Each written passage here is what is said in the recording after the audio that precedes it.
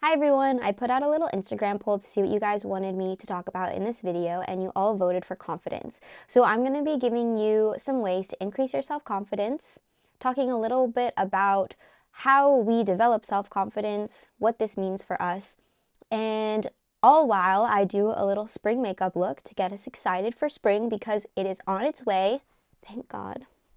So let's get started.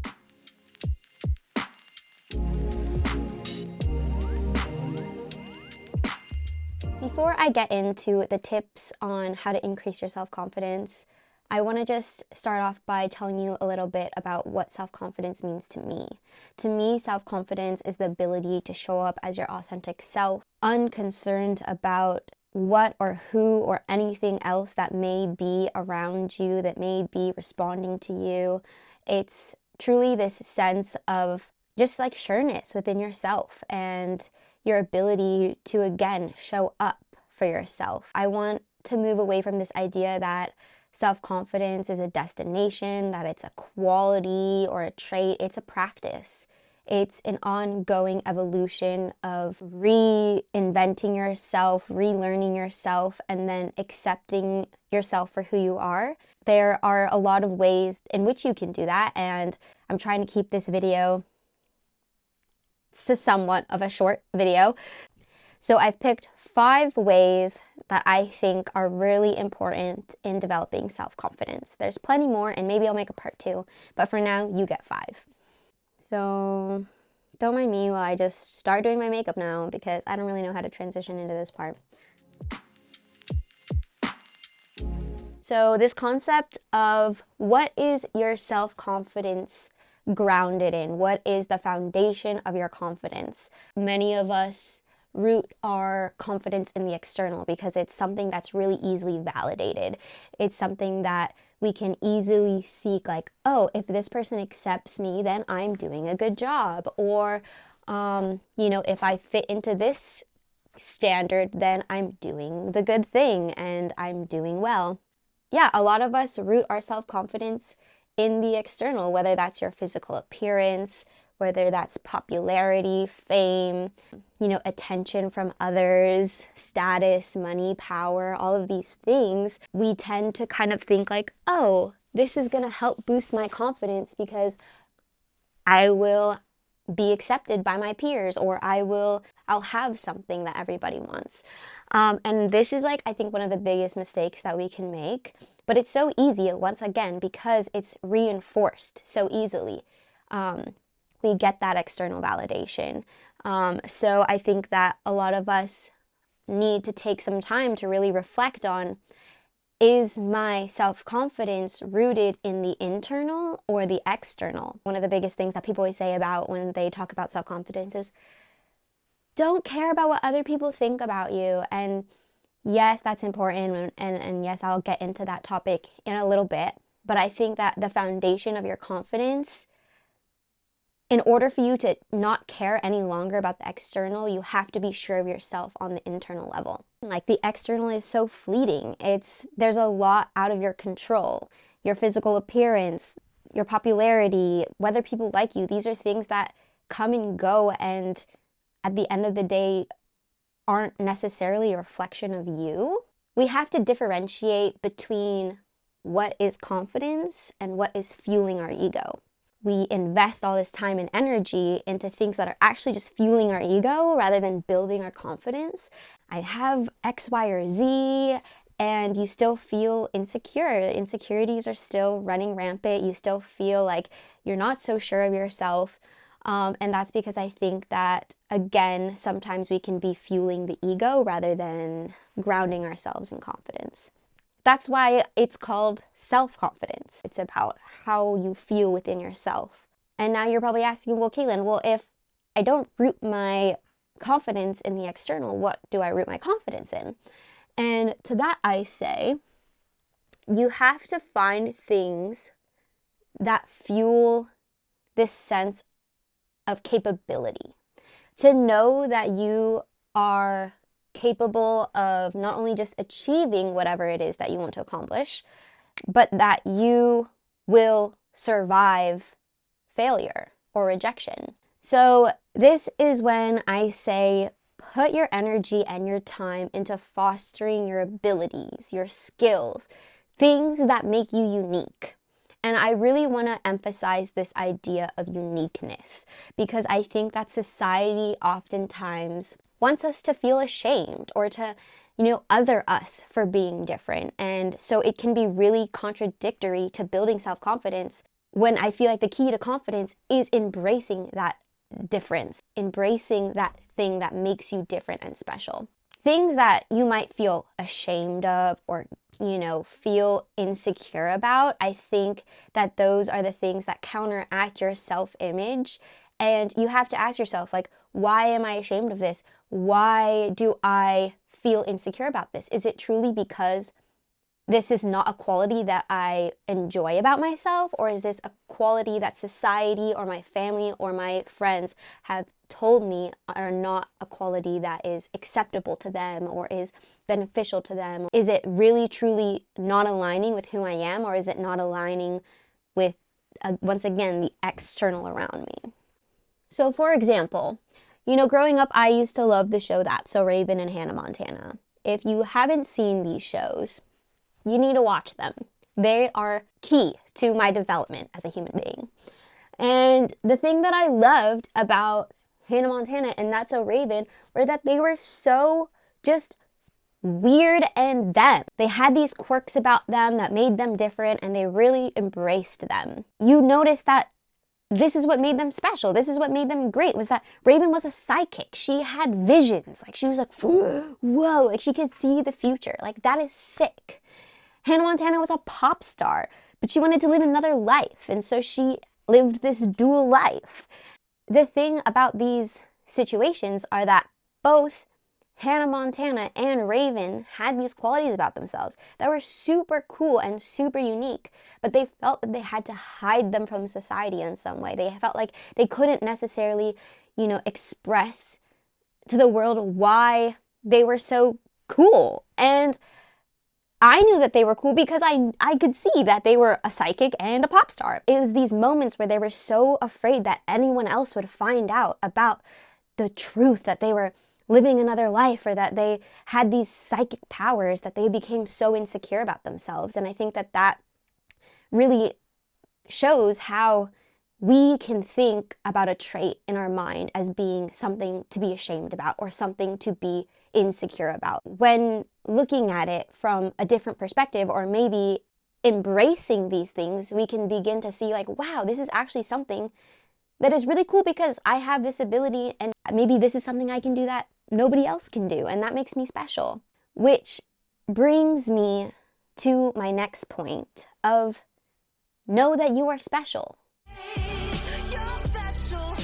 Knowing that you are special not only means that you are your unique person, but this means like finding that hobby, that skill, that interest, that talent that really fuels you, that makes you stand out from the rest.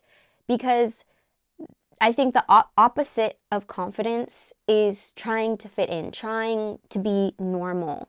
The hardest hurdle to get over is that confidence doesn't mean that you're normal or that you're fitting in. It means that you're just being your authentic self. It means that you understand that what you find interesting, the hobbies that you have, the skills that you have are unique for you. And that is really important because that is something that not everybody has, and the world needs to see whatever special spark or whatever special like light that you have in the world. And I think that that's truly what confidence is allowing your sparkle and shine to radiate outward, to that internal light that you have to just shine outward.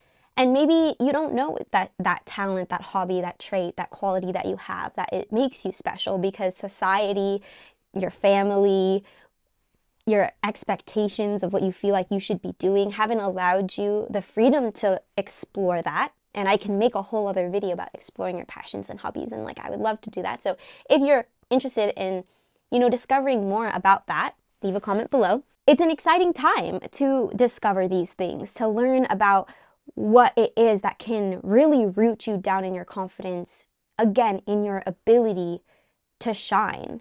It's not something that's like necessarily easily given to us. Like, it's something that we have to work towards. Unless you're a protege and you just were like at birth given a piano and became Mozart, like, it's not going to be that easy for everyone, which is why having confidence is practice. Practicing a craft, practicing a skill, practicing, getting good at something, because slowly you'll start to realize like, wow, I'm capable. I have this ability to better myself, to better the world, to better my situation, to better other people. And I feel like that's where self-confidence can really be grounded, and in a healthy way, rather than in a way that is, once again, maybe just fueling our egos. To really get going, because like, I am not doing my makeup, I'm just talking. How did I think that I could multitask like this? The third thing on my list is surprise yourself. Again, if confidence is grounded in this knowledge that you are capable of absolutely anything, and nothing on the external matters more than how you view yourself on the inside, then surprising yourself is one of the most pivotal ways to really enhance your acknowledgement of yourself and your own personal power. Do things that you never thought you could. Set goals that you didn't think you could accomplish. That is the big thing, is that how often do you set a goal that you actually don't know if you'll accomplish? It doesn't mean that you have to necessarily run a marathon. You could, but I think it's even just about finding the little moments where you're like, wow, I was really patient in that moment, and I'm really proud of myself, because usually I would have lost my patience and exploded. Or, wow, like, I'm really proud of myself for going up to this person and starting a conversation with them.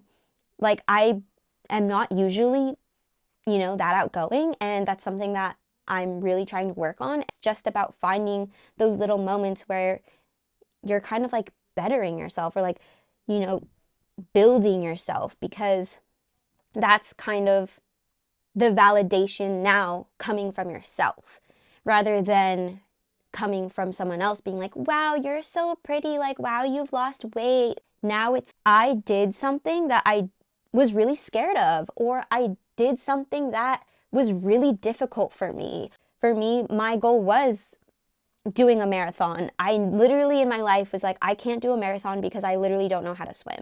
And then for 2 months, I practiced swimming with a swimming coach, and I, almost drowned on my way, but I did it. And that was like one of the most accomplished feelings that I've ever felt. I didn't actually know if I was gonna make it, like literally make it, as in the lifeguards were like holding on the edge of their seat, like, will we have to jump in and save her? Like, I don't know. I pushed through. There's times when I thought like, am I gonna give up? Do I keep going? And I told myself, no, keep going, keep going. And I feel like those are the moments that really build your confidence, because you realize how resilient you are, you realize how adaptable you are, and you realize that you can do absolutely anything. Okay, now I have to actually start doing my makeup. This is where I go into talking about the most basic thing that you probably hear about self-confidence, which is stop giving a about what other people think about you. I was really questioning whether I should include this, because I just in general am like,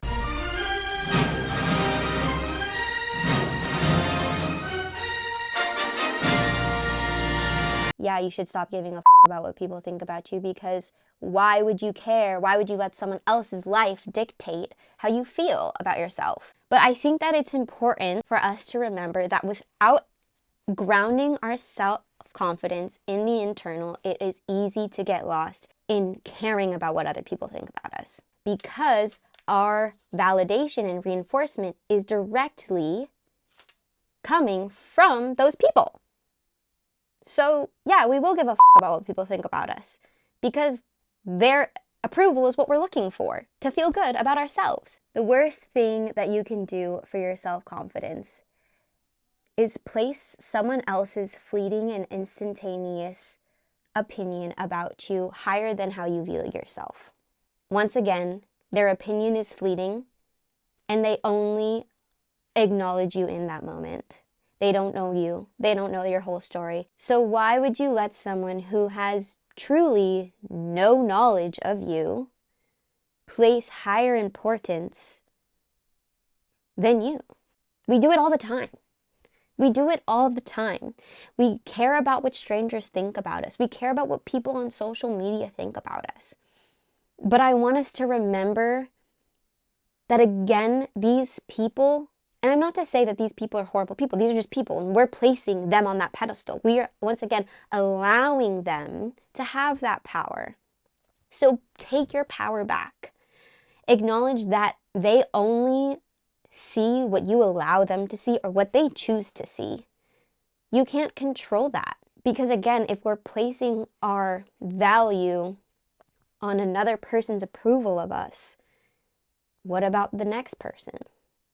They may have a different opinion. The things that this person liked about you, this other person might hate about you. So we're shifting who we are based on these people who, at the end of the day, will never give us the validation or approval that we want, because we'll just look for it in somebody else. And that'll never satisfy. We'll never be done searching for that validation. It'll never be fulfilled. Like, we'll always be looking to please the next person. Please yourself. Feel fulfilled in yourself. Do not place anybody else's opinion of you higher than yourself. Please, please do not. That is the worst thing that you can do for your self-confidence. Because there is nothing worthy about this person to have that power of you. Nobody deserves that amount of power over you. Nobody. Not even your mama, okay? But we love our mamas. We do.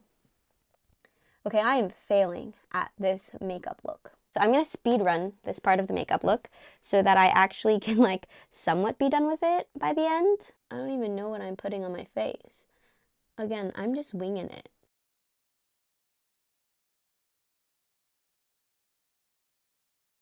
Okay, the next thing that I want to talk about is this concept of embarrassment. So I think embarrassment is what prevents us from doing things that will again push us towards increasing or building our self-confidence. If in order to build our self-confidence, we have to put ourselves out there and be vulnerable and do things that we never thought that we could, the risk of embarrassment, rejection, or failure exist. They always exist. Even when you do something that you're sure of, the risk or the possibility of embarrassment, judgment exist. So I want you to think about where this root of embarrassment comes from, because I think that a lot of us have this root of embarrassment from childhood. This is where we first develop this, negative self-image, or this is where we develop this feeling like we have to fit in. And this is because in childhood, where are we socialized? In schools. What are schools? They're very closed social systems, meaning that if you made one mistake, you were going to be called Jack You Fart for the rest of your life. Oh my God. No, like literally, this happens. I think I farted one time in school, and then the rest of the time, the kids called me Jack You Fart. For those of you who don't know, my last name is Jackumart, and so they would just say Jack You Fart. And, for a while, I was like, this is so messed up. And then, I laugh about it now, but back then it was pretty traumatizing. Whatever, I fart, get over it. People fart, But when you're kids are mean and kids just want to say shit. So like, I feel like a lot of our trauma with ourselves comes from when we're in childhood. So reflect on a time when you felt embarrassed or rejected as a child, whether this was from peers, from your family, from someone that you liked, a crush, whatever. And I want you to write it out, to look at it and to look at it and be like, I survived this. I am fine. I want you to make peace with that moment. I want you to look that moment in the face and be like, Jack, you fart. Like, hello? Like, that is gold. That is gold, people. Finding ways to laugh at yourself. Finding that ability to just look back at times where you might have felt embarrassed, insecure, inadequate, and really pinpointing those moments and realizing like, you survived, you're okay. And then that is also another way to foster confidence.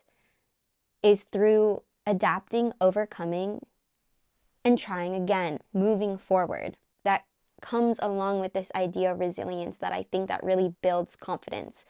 A lot of the times we think that we need to succeed in order to be confident, but I truly believe that accepting moments of, failure or rejection and turning that into something positive really helps build confidence, because you figure out that it doesn't matter if it doesn't work out all the way.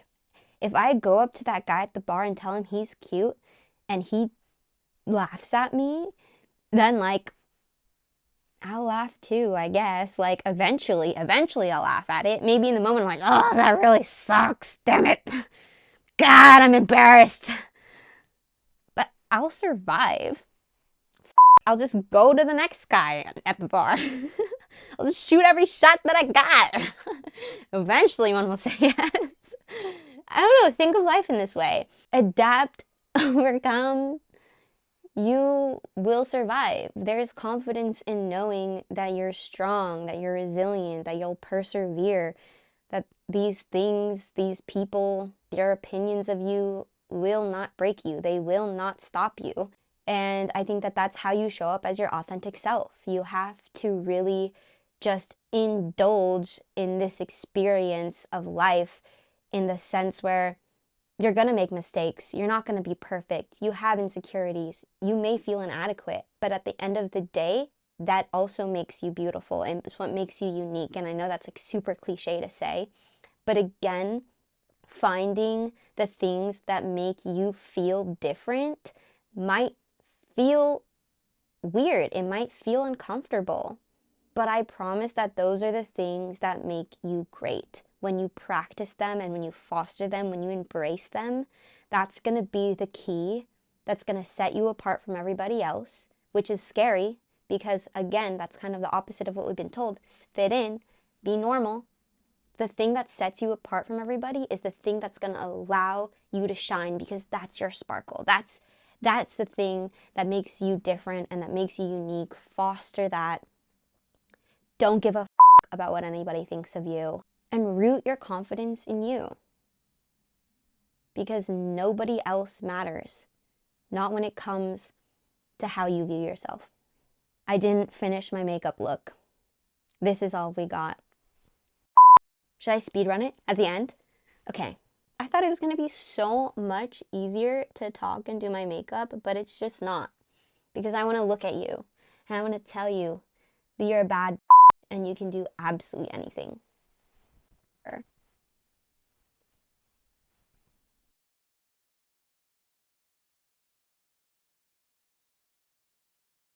Here's the spring makeup look. Root your self-confidence in something that makes you feel powerful, that makes you feel unique. Don't let society make you feel like the things that make you different, make you inadequate or insecure. Embrace those things that make you special. In case nobody told you today, you're special. And don't let anybody else dim, dull, or take away your sparkle. Let your sparkle shine, share it with the world, and know that you are capable of absolutely anything. Thank you for watching. Give this a thumbs up, and I'll see you next week. Bye!